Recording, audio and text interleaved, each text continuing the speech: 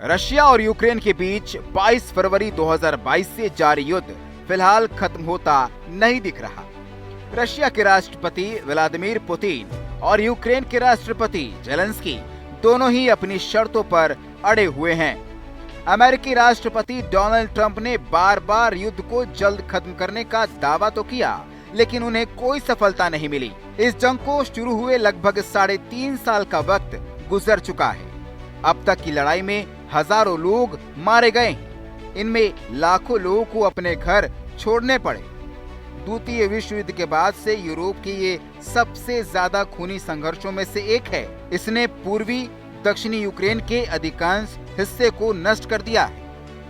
इस बीच रशिया के राष्ट्रपति व्लादिमीर पुतिन ने अमेरिका समेत पश्चिमी देशों को नई चुनौती दे दी है। पुतिन ने कहा कि अगर यूक्रेन में पश्चिमी देश अपनी सेना को तैनात करते हैं तो रशिया की सेना उन पर सीधा हमला करेगी। दरअसल एक दिन पहले ही यूरोप के 26 देशों ने शांति समझौता के बाद यूक्रेन की सुरक्षा की गारंटी के लिए अपनी सेना को तैनात करने की बात कही है। ऐसे में पुतिन ने उन्हें साफ धमकी दी है। फरवरी 2022 में रशिया द्वारा शुरू किए गए जंग को समाप्त करने के लिए शांति समझौते की कोशिश की जा रही है।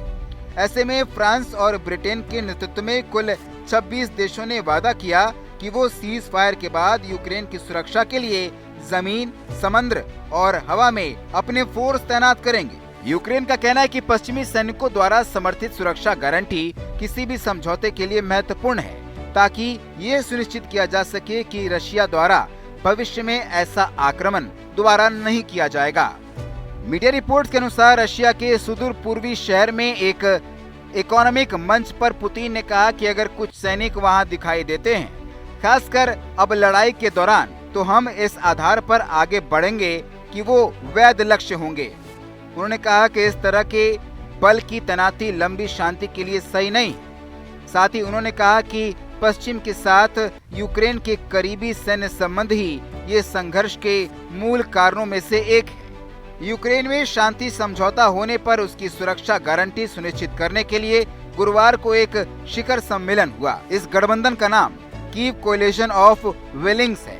इस शिखर सम्मेलन के बाद अमेरिकी राष्ट्रपति डोनाल्ड ट्रंप के साथ एक वीडियो कॉन्फ्रेंसिंग भी किया गया। फ्रांस के राष्ट्रपति मैक्रो ने शिखर सम्मेलन के बाद मीडिया से कहा कि आज हमारे पास 26 देश हैं जिन्होंने औपचारिक रूप से प्रतिबद्धता जताई है कि यूक्रेन में फोर्स के रूप में सैनिकों को जमीन पर, समुद्र में या हवा में मौजूद रहने के लिए तैनात किया जाएगा।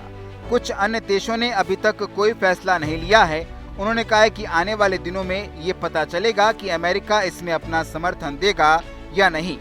यूक्रेन के सहयोगियों ने अपनी सैनिकों की तैनाती की योजना का कोई खास डिटेल्स नहीं दिया है। ये नहीं बताया गया है कि इसमें कितने सैनिक शामिल होंगे और कौन से देश कितने सैनिक भेजेगा।